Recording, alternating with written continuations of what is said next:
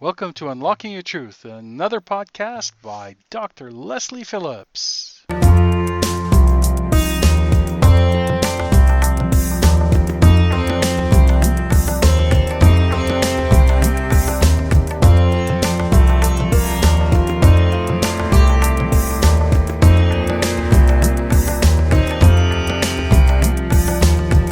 Welcome to Unlock Your Intuition with Dr. Leslie and Corey. Hello, everyone.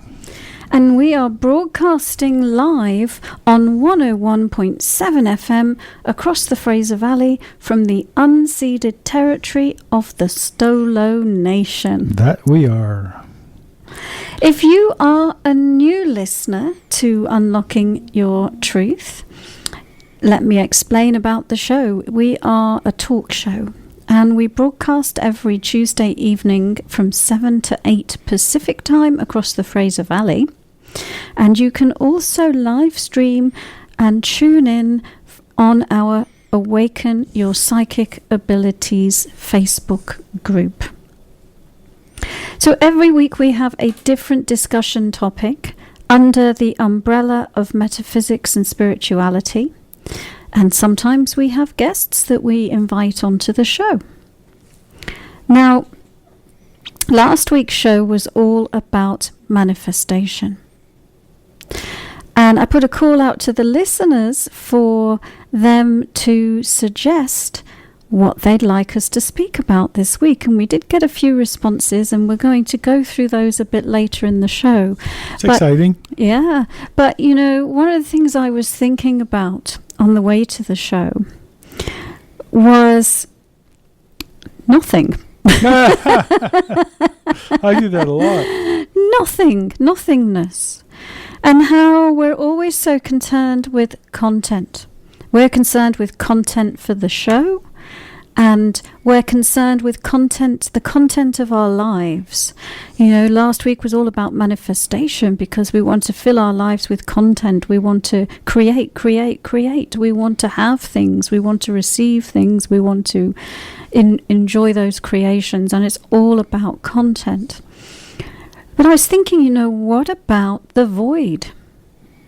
The void, the womb, the state of being empty of content. And it's a difficult space to be in personally, isn't it? Because, you know, we want to know. We want to know what's next. We want to know where we're headed. We want to know what we should be doing. And I think a lot of people have an issue with simply being, and being in a state of emptiness where there is no content for a moment. And yet this is one of the great spiritual teachings, and it actually is the space to begin in opening and accessing your intuition.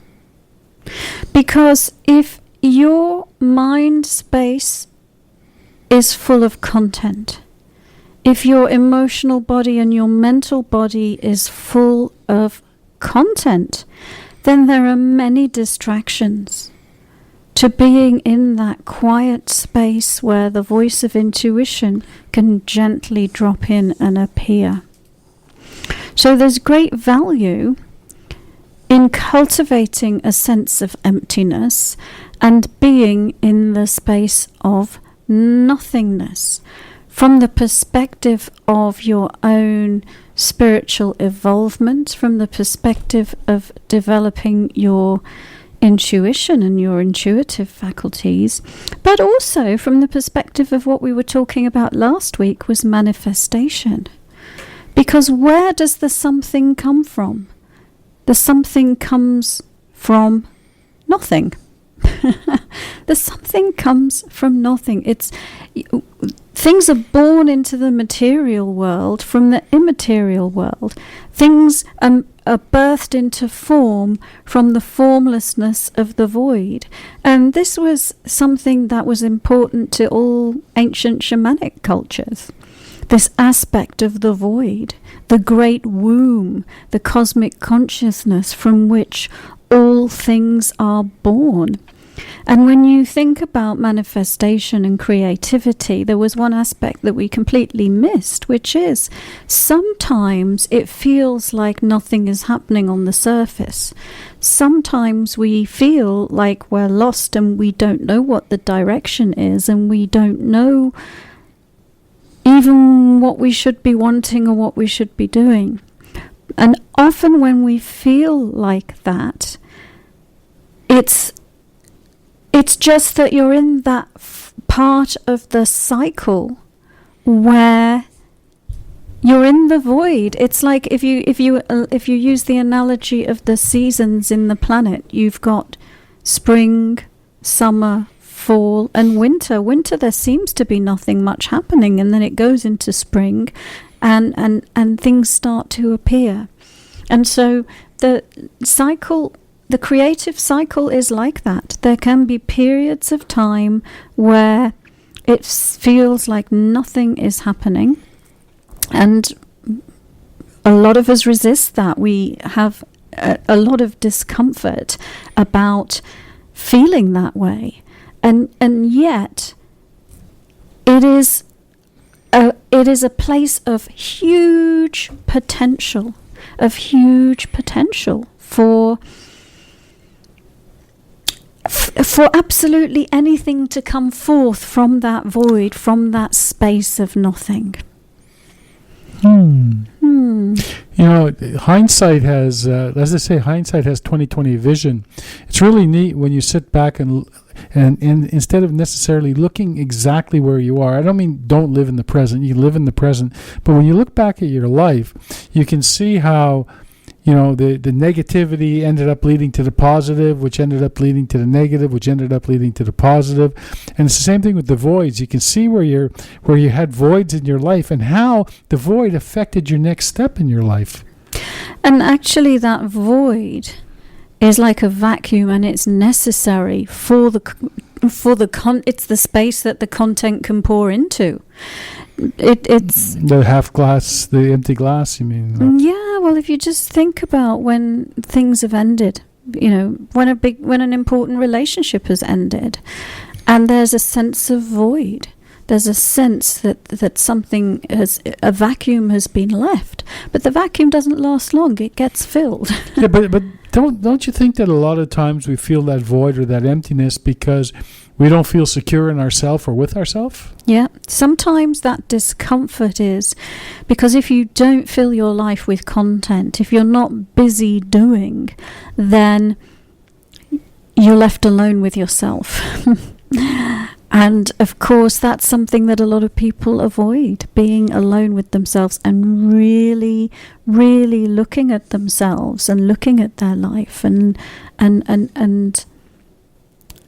having that deep inner exploration, which is part of the path of developing your intuition, is to know yourself deeply and to heal yourself deeply and to cleanse yourself so that it is like a clean slate in which content can appear, but with great clarity, because you have not bunged up the space with an enormous amount of content.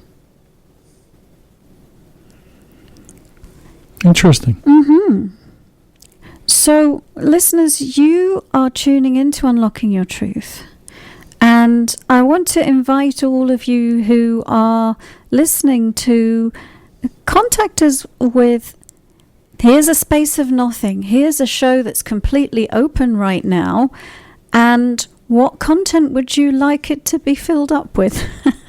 And we did put a call out. What a segue. We did put a call out on the Facebook group, and I know we had some people who wrote in with their suggestions, but if you're watching live now, then we welcome your suggestions of content to fill in this space.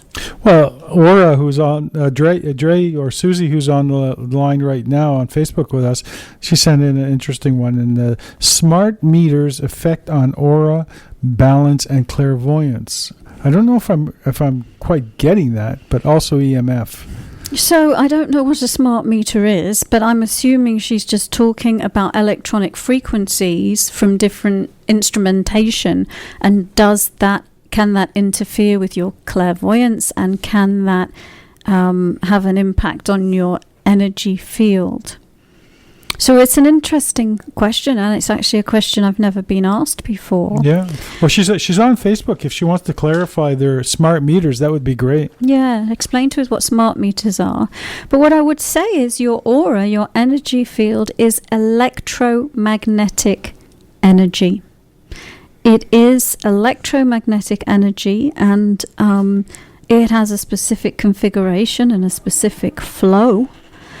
And that any other energy that is targeted at it, directed at it, can have an impact on it. So even if we're talking about let's use the example of another person. So here's you in your electromagnetic energy bubble, and here's somebody else in their electromagnetic energy bubble, and let's say that they take a dislike to you.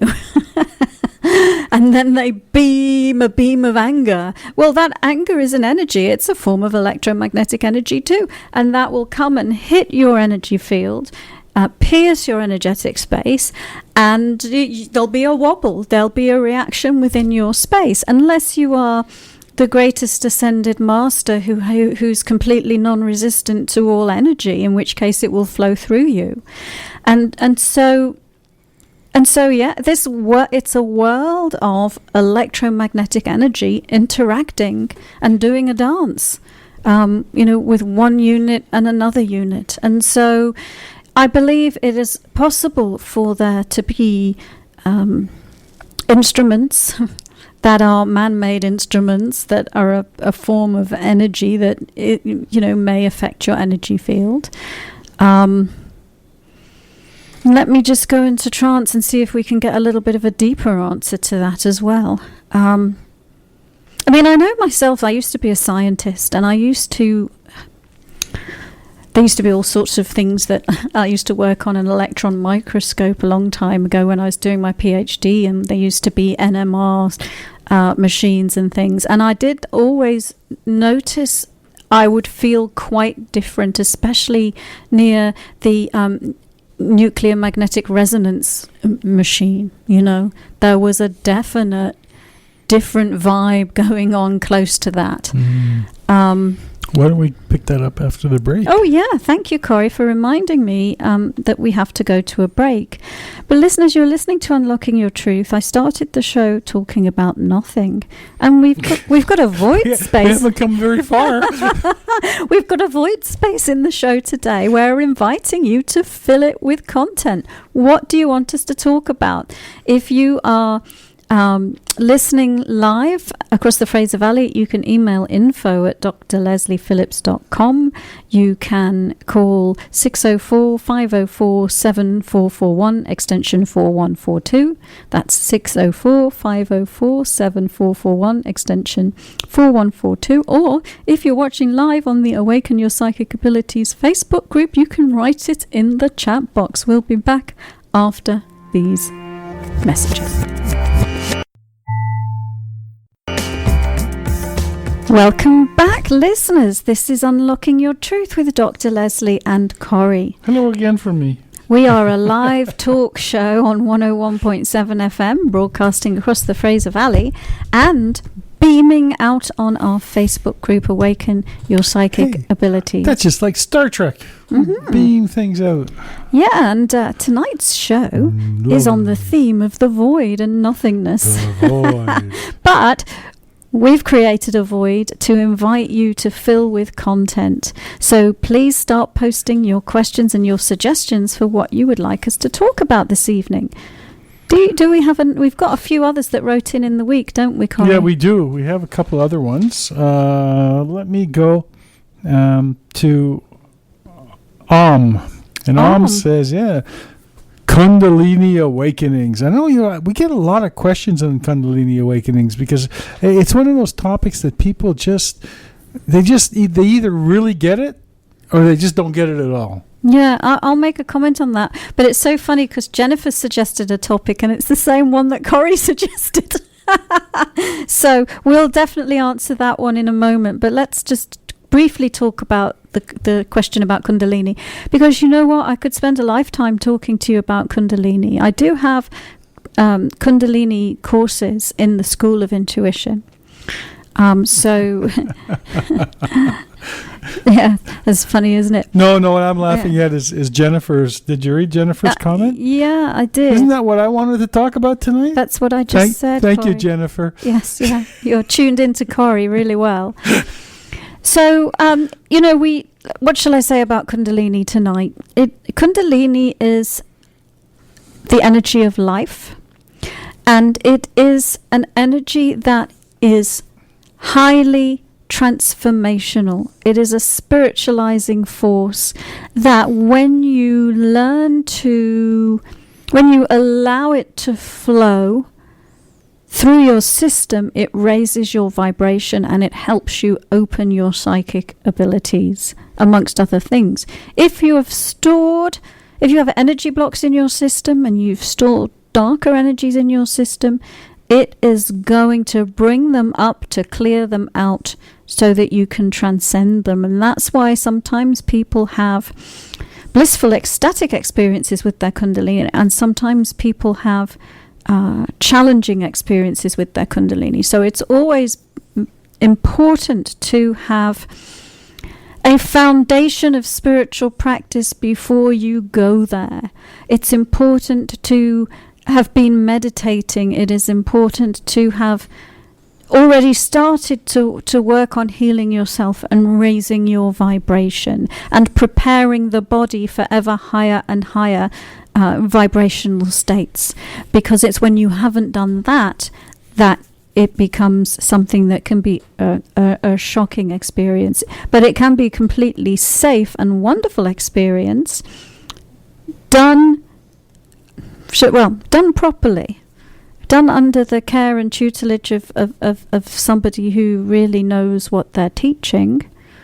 And, sometimes people have spontaneous Kundalini awakenings as well.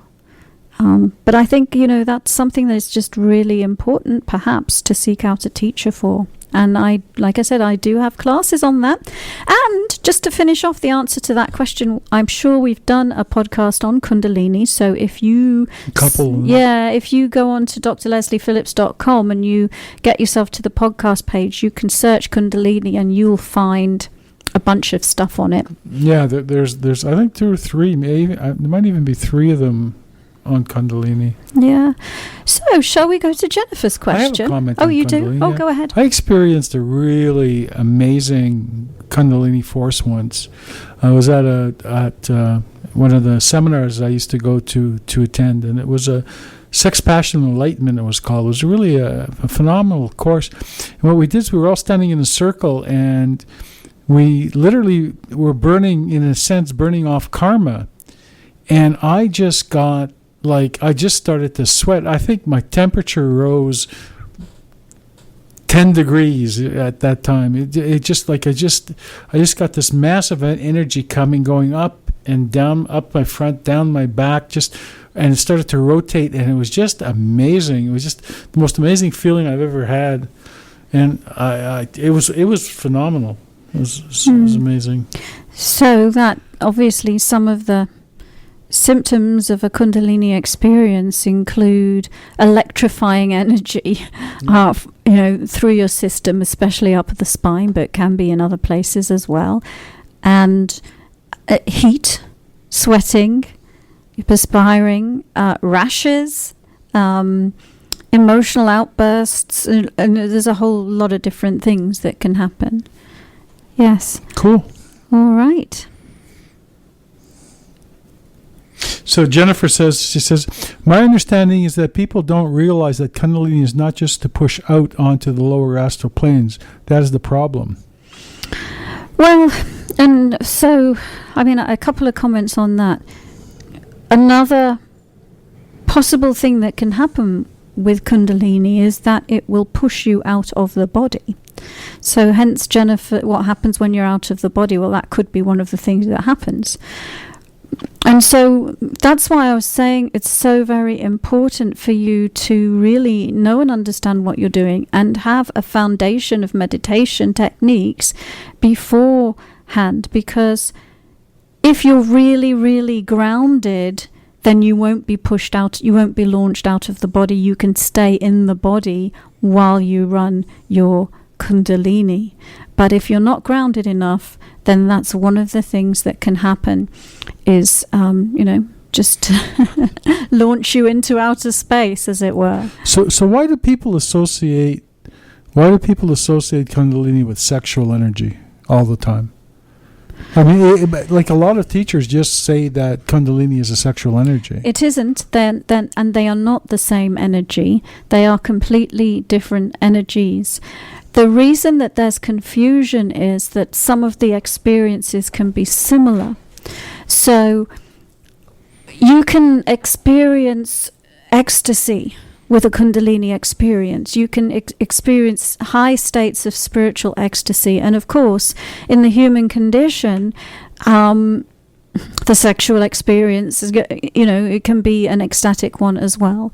But the sexual energy is a body energy, and Kundalini is life force energy, and they are not the same. And so the sexual, but there are similarities between them, and some of the symptoms can be similar, I suppose, getting hot and sweaty being one of them. So yeah, there's a lot of confusing energy about sexual energy and Kundalini energy, but my perspective is they're not the same energy. I had another experience. I don't know if I ever mentioned this one to you. One night I was lying there in bed, and I was just laying there, and again it was after a seminar. The gentleman I used to go to these seminars, who held these seminars, he had some really good stuff. Anyway, I was laying there, and I figuratively in a sense, but I went to the stars. I transcended my body, and I went into the stars, and I had this electrifying energy just going, and I could say that I truly felt ecstatic for probably the only time in my life. But the true ecstasy, like where you're just like, wow, this is like, and I was just traveling the universe out of my body in an awake state. It was amazing. Yeah. So that was an out-of-body experience, and of course, it's easier to feel in a state of bliss when you're not in the body. But Kundalini will help you be able to feel higher states in the body. Yeah. As you cleanse and clear and heal the body. It will help you to do that. Mm. So I have another comment here from Jennifer, and Jennifer says, I'm okay with it. I have experienced a lot of healing and raise of vibrations, but I studied with you, big smiley face. Many instructors teach the ascension to be too revved up. Yeah, I'm not too sure what you mean by too revved up, but they may be hyped up. Yeah, same thing. Yeah. Or, well, maybe Jennifer can clarify hyped up, revved up. We want to make it safe and practical for people and of this world and of the body and in the body, because you're in the body. You're in a body, and you are of this world right now. So, yeah, my thing is to just be very practical and grounded with it all. So, is there another question that we might use to fill the void? Is there a void that you want to fill again? Yes. Okay, this was from Janet. Janet's a regular as well. Hearing what I assume is spirit voices, I'm drifting off to sleep, and when waking up, clearly make out my name and other words. Doesn't happen all the time. Usually shortly after I'll get a phone call, or shortly after getting a phone call or a message about something unusually good. How common is this sort of thing? That's a fairly common experience. And especially the idea of having your psychic abilities pop into your awareness when you're just falling asleep or just waking up. And the reason is that as you're falling asleep or just waking up, the intellect is not engaged. Because when you're asleep at night, you're getting a break from the physicality of the body, and the intellect is one of the strongest parts of the body, and it's one of the biggest things that acts as a barrier between us and our spiritual information and our intuitive abilities. And so there's like a little window, a little opening when you're starting to become conscious, but you've also not completely let go of the non-physical. And so it's common for people to have visions at that time or to hear voices at that time. Not just snoring. That's common too. Believe me. So Jennifer answered about her what she meant by revved up. She says to have strong vibrations running up the spine so that you fall out. Yeah. Fall is in quotations. Yeah. So the Kundalini energy, it's coiled at the base of the spine, and when we activate it, it flows up the spine, and so that is a very, very powerful energy, and you need to increase your grounding to match the amount of Kundalini energy that you are running. Otherwise, you fall out of your body, as Jennifer so aptly says. How do you pick yourself up and put you back in? Well, you've got to be consciously aware that I've just been shot out of my body, and then focus on getting back in.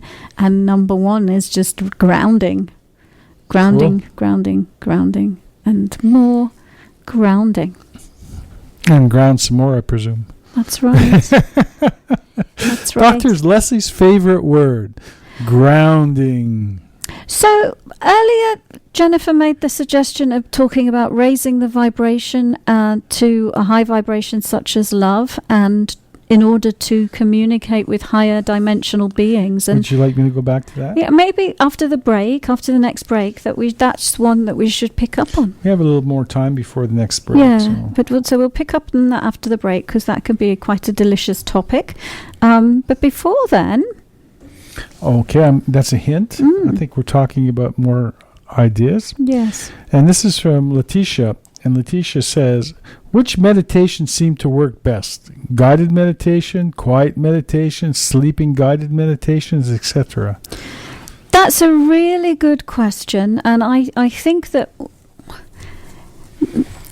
what you're asking is work best for developing your intuition, because people meditate for different reasons.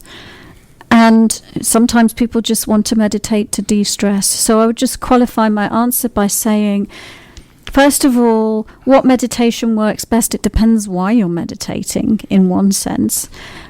And also it depends on the person as well, because some people prefer chanting a mantra, adopting a specific position and a mudra, and some people prefer to focus on a spot on the wall and empty their mind. There are so many different ways of meditating, and it really depends on you which is going to work for you. We've done lots of podcast episodes on this, actually. Oh, there's lots of them. So she can, Tons. go back and review them. But to answer the question, what works best for developing your intuition, what I would say about that is that I teach what was taught in the ancient mystery schools. And these are ancient techniques that relate to how to operate consciously as spirit, because you are spirit, you're not your body, within the context of the body. So how to be in charge of your energy field, how to consciously work with the chakra system and all of that. So those are ancient meditation techniques that work really, really, really, really well. It's not the only path for spiritual awakening, There are others, but for me, that's the one that's worked for me, and that's the one that I teach to my students. And of course, I have for free on my website 2 of those techniques, grounding and centering. And then there are other things that we build upon that in order to go on this journey of awakening the psychic abilities.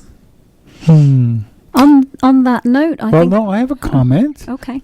So, I have a meditation I've been practicing for the past couple of weeks, but I wouldn't recommend it. I've been meditating on kitchen cabinets. I caught myself there staring at kitchen cabinets and just meditating.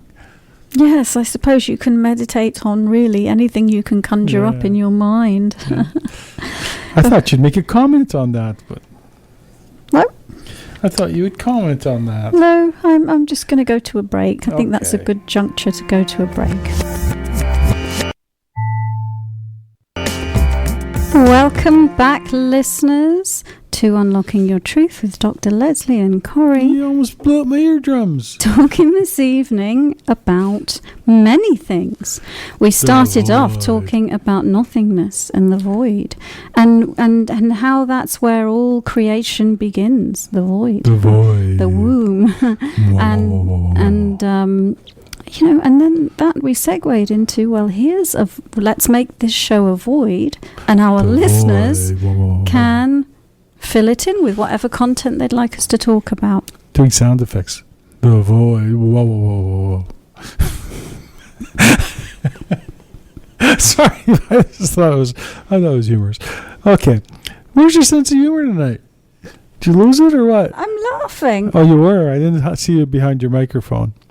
So Jennifer says, so could you share some techniques to find the love energy to channel to higher light beings? Yeah, I have a technique that I really, really, really like. Let's define it first. Let's define the question first. Please read the question again. So, could you share some techniques to find the love energy to channel to the higher light beings? So maybe let's explain, first love energy and also channeling to higher light beings for those of us who aren't as aware as others are. Well, love is the highest vibration available to us. Fear is the lowest vibration available to us. The highest light beings are beings of light and high vibration, and so one might say angels, ascended masters, spirit guides, who are the ones that we can trust and offer good guidance. Your higher consciousness as well is you are a light being yourself, and so to communicate with your own higher self or your soul, we need to be in a high vibration, because in our state in a physical body, the body is dense physical matter, and you are light and love, very high vibrational state. So there is a vibrational gap between you, the body personality version of you, and the higher self and the beings of light in the higher realms. And so the way that we channel or communicate with those beings is to raise the vibration and reduce the vibrational gap. The lower and denser energies you have in your system, then the less easy it is for you to connect. If you are walking around full of fear, then that is a state of high vibration moving very fast, low vibration, there's no movement. Fear is stuck energy. And so that's why the spiritual path is one of enlightenment, of lightening up, of healing oneself, clearing out the denser energies and raising the vibration. And I do have a really super easy technique that is really good for raising the vibration. Now I'm always teaching about grounding and using grounding to release the lower energies, but this one is a really, really cool one. And So, what I would invite you to do is just tune into your heart center. And what we want to do is the heart center is the center that relates to affinity, oneness, the interconnectedness of all things, compassion, love, unconditional love. And so we want to access the love that already exists within our own heart. Now, you may be able to feel it straight away. You may be able to be aware of a light, just a little light in the center of your heart. And if that's you, then just focus on that light or focus on that feeling of love. If you're having at all any issue in feeling love, then I want you to just think about something or somebody that you love. Whether it's a baby, whether it's a puppy or a kitten, or whether it's something that you love, until you feel love in your heart center. And then when you have that feeling, that sensation of love, that light, that love that is there, simply focus on, put all of your focus on that light and that love, and invite it to expand. And so you can watch the light growing bigger. You can feel the vibration of love expanding. And you can feel like your heart is opening. And that love sensation is radiating out. And just invite it to grow bigger and bigger and bigger until it fills your entire chest. So that your entire chest is full of light, and that you're feeling that vibration of love throughout the entire chest. And then all you do is you just simply keep expanding, growing that love, that like you are a lighthouse beaming love and light from your heart center. So simply just invite it to expand until it goes beyond your chest, until it's as big as you are, till you're sitting in a bubble of love. So that your entire being, every cell in your body is bathed in love. Every layer of your aura, your electromagnetic field, is bathed in love. And then allow that love to bring you into alignment. Allow that light to burn away anything that's not in alignment with the love. And find yourself sitting in a high vibrational state of love. And we were talking about states of bliss. So this should feel like a state of bliss. And from that, then you are in a very high vibrational state. To answer Jennifer's question, then the vibration that you are is the vibration of love.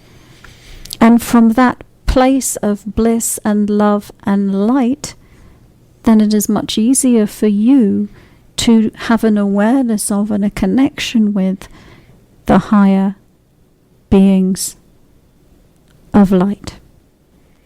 So I hope that gives you a tool that you can use and an answer to your question. So yeah, another thing that I was taught about that trip from your mind or from your head into your heart, I think a lot of people have the problem getting out of their head into their heart to actually focus on their heart center.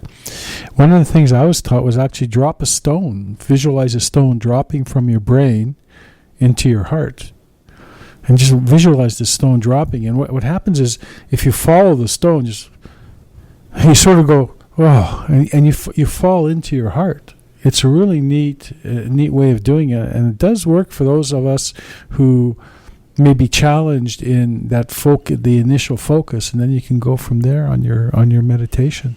Yeah, it is important to. That sounds like a good idea. One of the things that I feel is important is to have a balance between the head and the heart. And when I say the head, I mean the third eye, the pineal gland, the clairvoyance, No, and I was talking about your intellect. I know you were, and the heart center, because we want to operate discernment and see clearly as well in our spiritual communication. Definitely. So, listeners, we've still got the void open for your questions to fill us with content. So what else would you like us to talk about this evening? This is your show. You can create it with us, and it will become a co-creation depending on what you want us to talk about. Well, in the last few minutes, I have a couple of things from Letitia. And I think the first part of her question or comment was different ways to raise your vibration. And then she said, and the most powerful way to ignite your intuition. And I think, but they can actually be separated into those two questions, different ways to raise your vibrations. I know you talked about a couple of them tonight. Do you have any more tips? So it was different ways to raise your vibration and to open your intuition. And to open your intuition. But the two can be separate, to open, just to raise your vibration as without the purpose of opening or igniting your intuition. Yeah. Okay. So we just did an exercise to raise the vibration. Yes. And if you learn how to ground, that will naturally help you raise your vibration, because it gives you a way of releasing the denser vibrations. But I mean, basically, if you get to the point that you're running your Kundalini, that will help you raise your vibration. But really, I mean, raising your vibration, it is a process of self-awareness, knowing yourself, discernment, so that you can be aware of what have you stored in your system that's not a high vibration energy, and then having a technique or a process or a way of releasing it and moving up the vibrational scale. So meditation is a great way to do that. I mean, you practice one. There's one you like a lot. It raises your vibration. Walking in nature. Walking in nature. You love to walk in nature. Walking in nature can raise your vibration, but that you can also be in nature and be in a very bad place with negative mind chalk, and not necessarily. So that in itself is not gonna necessarily do it, but it could. It depends on the space that you're on internally. And then tips for developing your intuition: clear your space and raise your vibration. Yeah. So we have a comment from Jennifer. She said, question: do you teach classes to learn healing techniques? Good question, Jennifer. I can do that. And I have done that. I have done that in the past. I don't have any online courses, and depending on what the healing technique would be, sometimes I would do that in person, but I could teach clairvoyant healing on an online class, for sure. I have such a I have such a big long list of classes that I would like to create, and healing techniques would be one of them. So yeah, if there's enough students out there that want to come and do a healing class, just connect with me and we can put one together. That would be fun. Yeah, for many years I did teach healing. I used to, in the place where I trained, and at the moment the main way to learn healing techniques from me is through one-on-one, but for sure I'd be happy to put a class together. And really, pretty much all my classes we do some clairvoyant healing. Jennifer says she'd love that. Very good. That would be wonderful. So we've got about 4 minutes left in our show. Don't. We don't? We've got 2 minutes left. No, we don't. We got about less than a minute left. Okay. In that case, I should be saying goodbye and thank you to everyone who was with us this evening on Unlocking Your Truth. We'll be back next Tuesday from 7 to 8 Pacific time with another show. And in the meantime, keep filling the void. Keep sending us your ideas of what you'd like us to talk about on the show.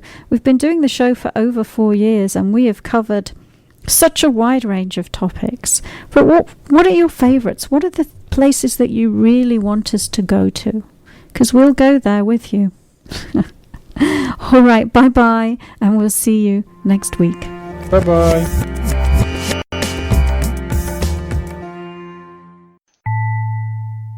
Thank you for joining us. You've been listening to another Unlocking Your Truth podcast by Dr. Leslie Phillips. For more information, go to our website at drlesleyphillips.com. That's drlesleyphillips.com, where you can ask questions or send her an email, and there's many free gifts on there for you as well. You can also find the questions that were asked during this show at the website on our free card reading podcast page, where you'll find a full list of them. Come back again.